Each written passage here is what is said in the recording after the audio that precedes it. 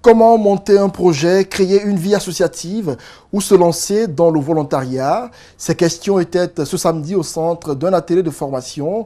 L'initiative est de l'ONG Femmes, Développement et Droits Humains. L'objectif est d'aider les jeunes à avoir les notions sur ces différentes thématiques. Mariam Fodé Camara, Ibrahima Souri Camara. C'est une rencontre de 4 heures destinée aux jeunes élèves et étudiants sur des questions de montage de projets, du volontariat et de la vie associative. Cette formation touchera 500 jeunes issus de 5 communes de la capitale et de l'intérieur du pays. J'ai trouvé ces jeunes souvent assis dans le quartier en train de faire du thé à ne rien faire. Et je me suis dit qu'ils peuvent faire beaucoup de choses en s'engageant dans la vie associative. Le problème, c'est que beaucoup de personnes ne savent pas comment s'y prendre. Alors j'ai échangé avec eux, ils m'ont expliqué qu'ils voulaient bien s'engager, mais comment le faire? Ils ont besoin de certaines notions, d'où l'idée d'organiser cette formation pour eux, pour qu'ils aient des notions sur la vie associative, pour qu'ils sachent c'est quoi le volontariat. Et c'est une première étape, 500 jeunes, peut-être qu'on peut aller au-delà, mais nous voulons vraiment aller petit à petit pour aider les jeunes. On peut commencer par Conakry, nous irons jusqu'à l'intérieur du pays. Pour des questions de précision sur ces thématiques, l'ONG Femmes, Développement et Droits Humains a fait appel aux volontaires du système des Nations Unies pour mieux orienter ces jeunes. On a une jeunesse assez importante dans ce pays et aussi on a des défis dans le domaine de l'insalubrité, mais aussi de la paix, de la sécurité. Donc l'important c'est d'aider ces jeunes-là à aller en association pour répondre à ces défis d'insalubrité, ces défis d'insécurité, ces défis de stabilité aussi. Cette première étape touche une 50aine de jeunes qui se disent désormais être capables de se frayer un chemin. Sur le premier module, j'ai pu comprendre qu'est-ce que c'est que le volontariat. On nous a essayé aussi de faire comprendre qu'est-ce que le bénévolat ici. Au sortir de cette formation, peut-être je serai capable ou bien nous serons capables de créer une association. Cette formation de l'ONG Femmes, Développement et Droits Humains vient s'ajouter à plusieurs autres formations déjà assurées pour des jeunes en quête du bien-être. Éducation à présent, Lamine Guirassi, à nouveau parrain d'une promotion sortante d'université. Cette fois, c'est au centre de formation internationale IS Touré. Les étudiants sortant de ce centre, au nombre de plusieurs centaines, ont choisi de dédier le nom de leur promotion au PDG du groupe Adafo Média. La cérémonie de remise de diplôme avait lieu ce samedi dans l'enceinte du 10 centre. Empêché, le parrain a été représenté par son épouse. Reportage Makiso et Ibrahima Souri Camara. La direction de la télévision Espace a honoré la promotion sortante par la présence de l'épouse du directeur général, Madame Sila Hawa Fofana. Après l'arrivée et l'installation des invités, place au discours de la présidente de la promotion sortante. La cérémonie qui nous regroupe aujourd'hui est à l'honneur de 2 promotions qui vont bientôt sortir pour se retrouver sur le marché de l'emploi. La rigueur, le sérieux et la perspicacité qui ont caractérisé notre parcours académique ne nous feront pas défaut dans le futur. Dans son intervention, le recteur de l'université Ibrahima Souri Touré a exhorté les étudiants à faire preuve de responsabilité face aux énormes défis qui les attendent sur le marché de l'emploi. Les promotions qui sortent aujourd'hui sont les toutes premières de cette école.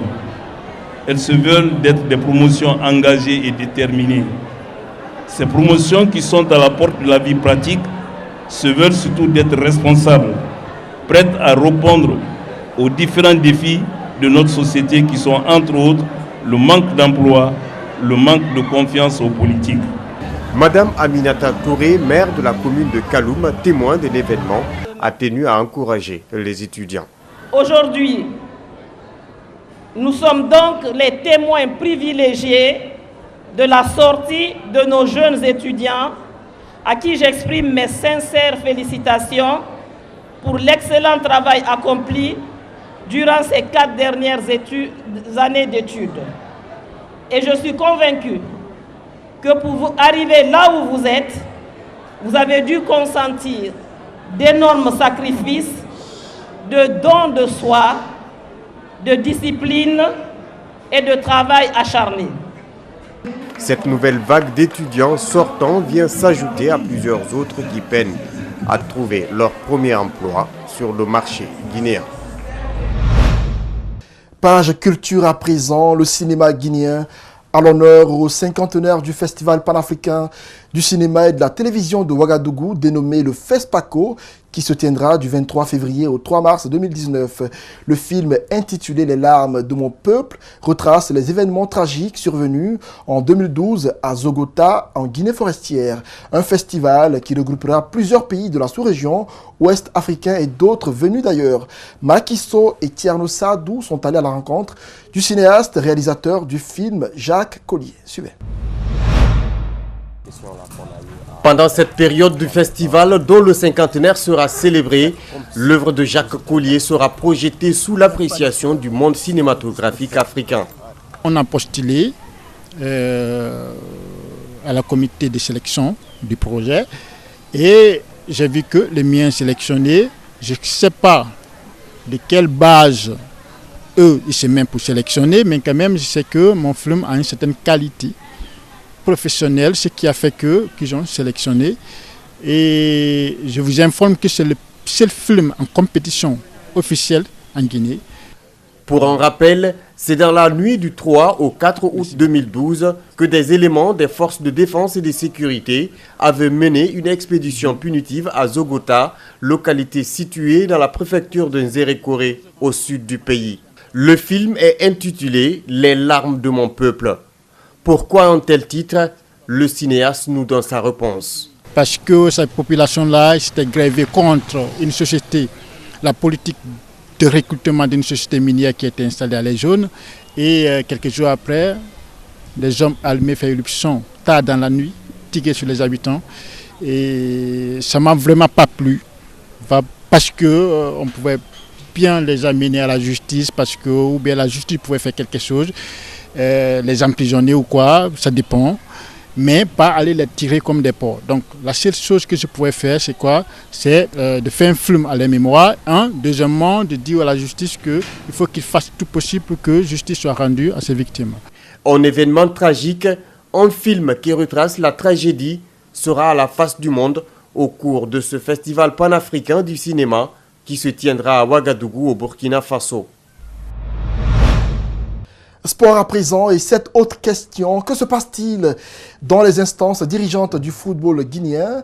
On vient d'assister à un rétropédalage spectaculaire de la Fédération guinéenne de football et de la Ligue guinéenne de football professionnel au sujet du nombre de joueurs étrangers sélectionnables par les différents clubs. L'article 32 du règlement intérieur qui limitait le nombre de joueurs étrangers à 8 sur le terrain avait été modifié au mois de décembre dernier. Son application faisant défaut, cet article vient à nouveau d'être modifié. On revient à l'ancien système. Reportage Abdoulaye Sadio Diallo, Lamine Silla. Voici le nouveau communiqué de la Ligue guinéenne de football professionnel. Il vient annuler la modification apportée à l'article 32 du règlement du championnat national qui supprimait la limitation du nombre de joueurs étrangers par club.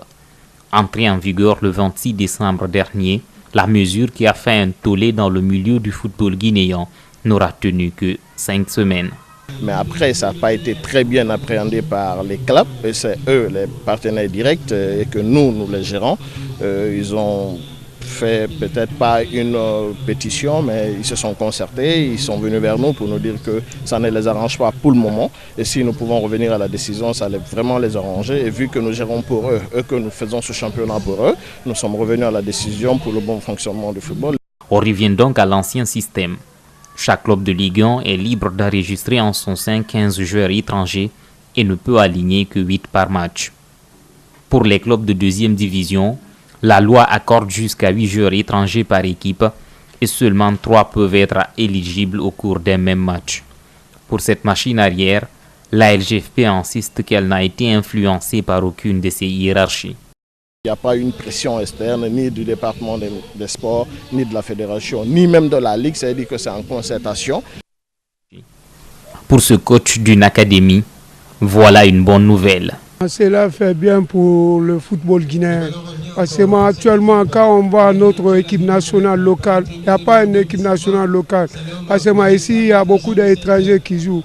Le rétropédalage des administrateurs du courant guinéen réjouit bon nombre d'observateurs qui voyaient la libéralisation de l'enrôlement des joueurs étrangers comme une fragilisation du talent local. La Fédération guinéenne de football, elle, garde ses vieilles habitudes. Elle snobe nos caméras, comme il y a 2 jours.